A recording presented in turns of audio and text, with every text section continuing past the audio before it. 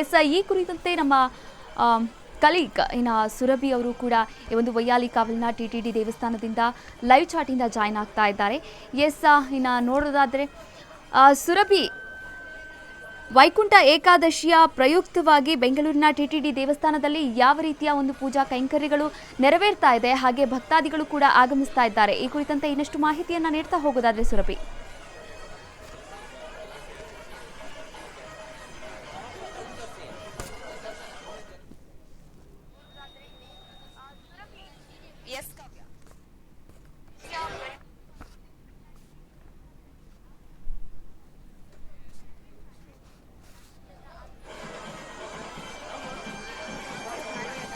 ಕಾವ್ಯ, ಇದೀಗ ನಾವು TTD ಮಲ್ಲೇಶ್ವರಂ ದೇವಸ್ಥಾನದಲ್ಲಿ ಇದ್ದೀವಿ. ವೈಕುಂಠ ಏಕಾದಶಿ ಎಂದು ಸಂಭ್ರಮ ಎಲ್ಲೆಡೆ ಮನೆ ಮಾಡಿದೆ.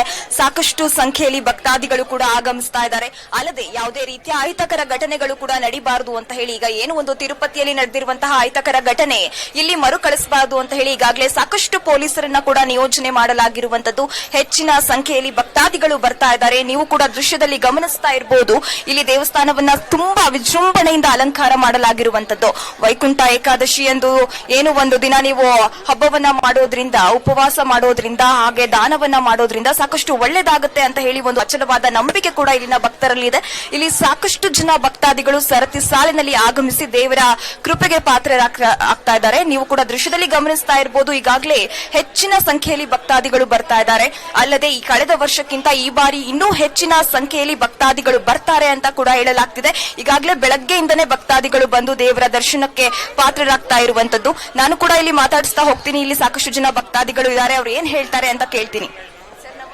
ನಮಸ್ತೆ. ಪ್ರತಿ ವರ್ಷ ಬರ್ತೀವಿ. ಸೊ ಬಹಳ ಚೆನ್ನಾಗಿರುತ್ತೆ ದರ್ಶನ ಇಲ್ಲಿ. ಸೊ ರೆಗ್ಯುಲರ್ ಬರ್ತೀವಿ. ತುಂಬಾ ಒಳ್ಳೆ ಜಾಗ ಅಲ್ವಾ. ಸೊ ಬಹಳಷ್ಟು ವೈಬ್ರೇಷನ್ಸ್ ಇರುತ್ತೆ. ಹಾಗಾಗಿ ವೈಕುಂಠ ಏಕಾದಶಿ ಮಹತ್ವ ಗೊತ್ತಿಲ್ಲ. ಹಾಗೆ ನಾನು ಇನ್ನು ಬೇರೆಯವ್ರನ್ನ ಮಾತಾಡಿಸ್ತಾ ಹೋಗ್ತೀನಿ. ಸರ್ ನಮಸ್ತೆ. ನಮಸ್ತೆ.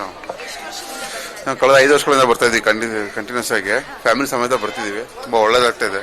ತಿರುಪತಿ ದರ್ಶನ ನಾವು ಹೆಂಗ್ ಮಾಡ್ತೀವೋ ಇಲ್ಲೂ ಹಂಗೆ ದರ್ಶನ ಆಗ್ತಾ ಇದೆ ನಮಗೆ. ಓಕೆ, ಇನ್ನು ನೀವು ನೋಡಬಹುದು ಸಾಕಷ್ಟು ಸಂಖ್ಯೆಯಲ್ಲಿ ಭಕ್ತಾದಿಗಳು ಆಗಮಿಸ್ತಾ ಇದ್ದಾರೆ. ಇನ್ನು ದೇವಸ್ಥಾನವನ್ನ ಬಹಳ ವಿಜೃಂಭಣೆಯಿಂದ ಅಲಂಕಾರ ಮಾಡಲಾಗಿರುವಂತದ್ದು. ಪುಷ್ಪ ಅಲಂಕಾರ ಆಗಿರ್ಬೋದು, ಹಾಗೆ ಇನ್ನು ವಿವಿಧ ಅಲಂಕಾರವನ್ನ ಮಾಡಿ ದೇವಸ್ಥಾನ ಇದೀಗ ಮದುಮಗಳಂತೆ ಸಿಂಗಾರಗೊಂಡ ರೀತಿ ಕಂಡು ಬರ್ತಾ ಇದೆ. ಸಾಕಷ್ಟು ಬೇರೆ ಬೇರೆ ಕಡೆಯಿಂದ ಭಕ್ತಾದಿಗಳು ಆಗಮಿಸ್ತಾ ಇದ್ದಾರೆ. ಹಾಗೆ ವೈಕುಂಠ ಏಕಾದಶಿ, ಅದು ಕೂಡ ಧನುರ್ಮಾಸದಲ್ಲಿ ಬಂದಿರುವಂತಹ ಈ ಏಕಾದಶಿ ಸಾಕಷ್ಟು ಪ್ರಾಮುಖ್ಯತೆಯನ್ನ ಹೊಂದಿದೆ. ಶುಕ್ರವಾರ ಬಂದಿರೋದ್ರಿಂದ ಇಲ್ಲಿ ಈಗ ನೋಡಬಹುದು ಸಾಕಷ್ಟು ಸಂಖ್ಯೆಯಲ್ಲಿ ಭಕ್ತಾದಿಗಳು ಬಂದು ದೇವರ ಕೃಪೆಗೆ ಪಾತ್ರರಾಗ್ತಾ ಇರುವಂತದ್ದು. ಇವತ್ತು ಉಪವಾಸ ಮಾಡೋದಾಗಿರ್ಬೋದು, ಅಥವಾ ಇನ್ನು ದಾನವನ್ನ ಮಾಡೋದು, ಈ ರೀತಿ ಅನೇಕ ರೀತಿಯಲ್ಲಿ ಏನು ಒಂದು ಪೂಜೆಯನ್ನ ಮಾಡಿದ್ರೆ ದೇವರ ಕೃಪೆಗೆ ಪಾತ್ರರಾಗ್ತೀವಿ ಅನ್ನೋದು ಅವ್ರದ್ದು ಒಂದು ನಂಬಿಕೆ. ಅಲ್ಲದೆ ಧಾರ್ಮಿಕ ನಂಬಿಕೆಗಳ ಪ್ರಕಾರ ವೈಕುಂಠ ಏಕಾದಶಿ ಎಂದು ಉಪವಾಸ ಮಾಡೋದ್ರಿಂದ ವ್ಯಕ್ತಿಯ ಎಲ್ಲಾ ಪಾಪಗಳು ನಾಶವಾಗುತ್ತೆ ಅನ್ನೋದು ಕೂಡ ಇಲ್ಲಿನ ಜನರು ಹೇಳ್ತಾ ಇರುವಂತದ್ದು. ಅಲ್ಲದೆ ಬೆಳಗ್ಗೆಯಿಂದನೇ ಸರತಿ ಸಾಲಿನಲ್ಲಿ ಸಾಕಷ್ಟು ಜನ ಆಗಮಿಸ್ತಾ ಇದ್ದಾರೆ. ಇನ್ನು ವೈಕುಂಠ ಏಕಾದಶಿಯನ್ನು ಅತ್ಯಂತ ಪವಿತ್ರ ಮತ್ತು ಮಂಗಳಕರ ಅಂತ ಕೂಡ ಪರಿಗಣಿಸಲಾಗೋದ್ರಿಂದ ಸಾಕಷ್ಟು ಸಂಖ್ಯೆಯಲ್ಲಿ ಭಕ್ತಾದಿಗಳು ಕೂಡ ಬರ್ತಾ ಇದ್ದಾರೆ. ದೇವರ ಕೃಪೆಗೆ ಪಾತ್ರರಾಗ್ತಿದ್ದಾರೆ ಅಂತಾನೆ ಹೇಳ್ಬೋದು. ಇನ್ನು ಆತ್ಮಾವಲೋಕನ ಆಗಿರ್ಬೋದು ಅಥವಾ ಆಧ್ಯಾತ್ಮಿಕ ಬೆಳವಣಿಗೆಗೆ ಏಕಾದಶಿಯನ್ನ ಸೂಕ್ತ ದಿನವಂತ ಕೂಡ ಪರಿಗಣಿಸಲಾಗುತ್ತೆ. ಅಲ್ಲದೆ ಈ ದಿನ ಇನ್ನು ಕೂಡ ನಾವು ನೋಡ್ತಾ ಇರ್ಬೋದು, ಇಲ್ಲಿನ ಆಡಳಿತ ಮಂಡಳಿಯವರು ಹೇಳೋ ಪ್ರಕಾರ ಇನ್ನು ಹೆಚ್ಚಿನ ಸಂಖ್ಯೆಯಲ್ಲಿ ಭಕ್ತಾದಿಗಳು ಬರ್ತಾರೆ. ಇವತ್ತು ಇಡೀ ದೇವರ ಕೃಪೆಗೆ ಪಾತ್ರರಾಗ್ತಾರೆ. ಇವತ್ತು ದರ್ಶನಕ್ಕೆ ಎಲ್ಲಾ ರೀತಿಯ ವ್ಯವಸ್ಥೆಯನ್ನ ಕಲ್ಪಿಸಲಾಗಿದೆ. ಪೊಲೀಸ್ ಭದ್ರತೆ ಕೂಡ ಇದೆ. ಹಾಗೆ ಇನ್ನು ಕೂಡ ಎಲ್ಲಾ ರೀತಿಯ ಸಿದ್ಧತೆಗಳನ್ನ ಮಾಡಿಕೊಳ್ಳಲಾಗ್ತಾ ಇರುವಂತದ್ದು. ಈಗಾಗಲೇ ದೇವಸ್ಥಾನದ ಒಳಗೆ ಭಕ್ತಾದಿಗಳು ಹೋಗ್ತಾ ಇದ್ದಾರೆ, ಸರತಿ ಸಾಲಿನಲ್ಲಿದ್ದಾರೆ. ಹಾಗೆ ಯಾವುದೇ ರೀತಿಯ ಅಹಿತಕರ ಘಟನೆಗಳು ನಡೀಬಾರದು ಅಂತ ಹೇಳಿ ಎಲ್ಲಾ ರೀತಿಯ ವ್ಯವಸ್ಥೆಯನ್ನ ಕೂಡ ಮಾಡಲಾಗಿರುವಂತದ್ದು.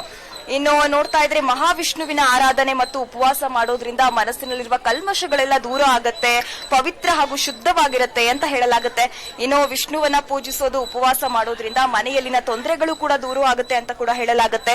ಹಾಗೆ ಈಗ ನೋಡ್ತಾ ಇರ್ಬೋದು ಮೋಕ್ಷ ಪ್ರಾಪ್ತಿ ಆಗುತ್ತೆ ಅಂತ ಹೇಳಿ ಎಲ್ಲಾ ರೀತಿಯ ಒಂದು ಪೂಜೆಗೆ ಸಾಕಷ್ಟು ಸಂಖ್ಯೆಯಲ್ಲಿ ಭಕ್ತಾದಿಗಳು ಆಗಮಿಸ್ತಾ ಇದ್ದಾರೆ. ಅಲ್ಲದೆ ಯಾವುದೇ ರೀತಿಯ ಅಹಿತಕರ ಘಟನೆಗಳು ನಡೀಬಾರದು ಅಂತ ಹೇಳಿ ಪೊಲೀಸರನ್ನ ಕೂಡ ಹೆಚ್ಚಿನ ಸಂಖ್ಯೆಯಲ್ಲಿ ನಿಯೋಜನೆ ಮಾಡಲಾಗಿರುವಂತದ್ದು. ಈಗ ನೀವು ಕೂಡ ದೃಶ್ಯದಲ್ಲಿ ಗಮನಿಸ್ತಾ ಇರಬಹುದು, ಅಭಿಮಾನಿಗಳಾಗಿರ್ಬೋದು ಅಥವಾ ಏನು ಒಂದು ಭಕ್ತಾದಿಗಳು ಸಾಕಷ್ಟು ಸಂಖ್ಯೆಯಲ್ಲಿ ಇಲ್ಲಿ ಆಗಮಿಸ್ತಾ ಇದ್ದಾರೆ. ಇಲ್ಲಿ ಪೊಲೀಸರನ್ನ ಕೂಡ ನಿಯೋಜನೆ ಮಾಡಲಾಗಿದೆ. ನಾನು ಅವರನ್ನ ಕೂಡ ಮಾತಾಡಿಸ್ತಾ ಹೋಗ್ತೀನಿ, ಯಾವ ರೀತಿ ಇಲ್ಲಿನ ಒಂದು ಭದ್ರತೆ ಇದೆ ಅಂತ ಪೊಲೀಸರನ್ನ ಕೇಳ್ತೀನಿ, ನೋಡೋಣ. ಮ್ಯಾಮ್ ನಮಸ್ತೆ. ನಮಸ್ತೆ ಮೇಡಮ್. ಇಲ್ಲಿ ಯಾವ ರೀತಿ ಭದ್ರತೆಯನ್ನ ಕಲ್ಪಿಸಲಾಗಿದೆ, ಈಗ ನೋಡ್ತಾ ಇದ್ರೆ ತಿರುಪತಿಯಲ್ಲಿ ಒಂದು ಅಹಿತಕರ ಘಟನೆ ನಡೆದಿದೆ, ಅದೇ ರೀತಿಯ ಘಟನೆಗಳು ಇಲ್ಲಿ ಮರುಕಳಿಸಬಾರದು ಅಂತ ಹೇಳಿ ಯಾವ ರೀತಿಯ ಸಿದ್ಧತೆ ಇದೆಲ್ಲ ಪ್ರೈವೇಟ್ ಸೆಕ್ಯೂರಿಟಿ ಬಂದಿದ್ದಾರೆ, ಪೊಲೀಸ್ ಡಿಪಾರ್ಟ್ಮೆಂಟ್ ಇದೆ, ಹೋಮ್ ಗಾರ್ಡ್ ಡಿಪಾರ್ಟ್ಮೆಂಟ್ ಇದೆ, ಮತ್ತೆ TTD ಅವರು ಅವ್ರದೇ ಆದ ಸ್ವಂತ ಸೆಕ್ಯೂರಿಟಿನ ಇದನ್ನ ಆಯೋಜಿಸಿದ್ದಾರೆ. ಎಲ್ಲ ಭದ್ರತೆಯಿಂದ ನಡೀತಾ ಇದೆ ಮೇಡಮ್ ಸದ್ಯಕ್ಕೆ. ಸಂಖ್ಯೆಯಲ್ಲಿದ್ದಾರೆ ಮ್ಯಾಮ್ ಪೊಲೀಸರನ್ನು ಯೋಚನೆ ಮಾಡೋದು? ನಾವೆಲ್ಲ ಎಲ್ಲ ಸೇರಿ ಒಂದು 1,000 ಜನ ಇರ್ಬೋದು ಮೇಡಮ್. ಒಳಗಡೆ ಹೊರಗಡೆ ಈ ಸರೌಂಡಿಂಗ್ ಎಲ್ಲ ಸೇರಿ.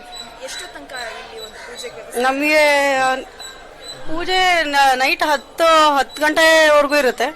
ನಮ್ಮ ಡ್ಯೂಟಿನೂ ಅಷ್ಟೊತ್ತರೆಗೂ ಇರುತ್ತೆ, ಅಲ್ಲಿವರೆಗೂ.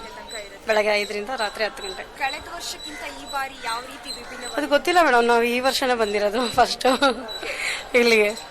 ನಾವು ಬೇರೆ ಬೇರೆ ಸ್ಟೇಷನ್ಗಳಿಂದ ಬರ್ತೀವಿ, ಒಂದೇ ಸ್ಟೇಷನ್ ಇಂದ ಅಲ್ಲ, ಬಟ್ ನಾವು ಇದೇ ಮೊದಲನೇ ವರ್ಷ. ಬಾರಿ ಬರ್ತಾ ಇದೆ. Thank you. ಹಾಗೆ ಎಸ್, ಥ್ಯಾಂಕ್ ಯು ಸುರಭಿ, ತಮ್ಮೆಲ್ಲ ಮಾಹಿತಿಗಾಗಿ ಧನ್ಯವಾದಗಳು. ಇನ್ನು ತಿರುಪತಿಯ ತಿಮ್ಮಪ್ಪನ ದೇಗುಲದಲ್ಲಿ ವಿಶೇಷವಾದಂತಹ ಪೂಜೆಯನ್ನು ಯಾವ ರೀತಿ ಭಕ್ತಾದಿಗಳು ಬರ್ತಾ ಇದ್ದಾರೆ, ಹಾಗೆ ಯಾವ ರೀತಿ ಒಂದು ವಿಶೇಷವಾದಂತಹ ಅಲಂಕಾರವನ್ನು ಮಾಡಲಾಗಿದೆ, ಯಾವ ರೀತಿ ಒಂದು ಭದ್ರತಾ ಸಿಬ್ಬಂದಿಗಳನ್ನು ನಿಯೋಜನೆ ಮಾಡಲಾಗಿದೆ, ಈ ಕುರಿತಂತೆ ಮಾಹಿತಿಯನ್ನು ಕೂಡ ನೀಡ್ತಾ ಹೋದರು ನಮ್ಮ ಸುರಭಿ. ಇನ್ನು ತಿರುಪತಿಯ ತಿಮ್ಮಪ್ಪನ ದೇಗುಲದ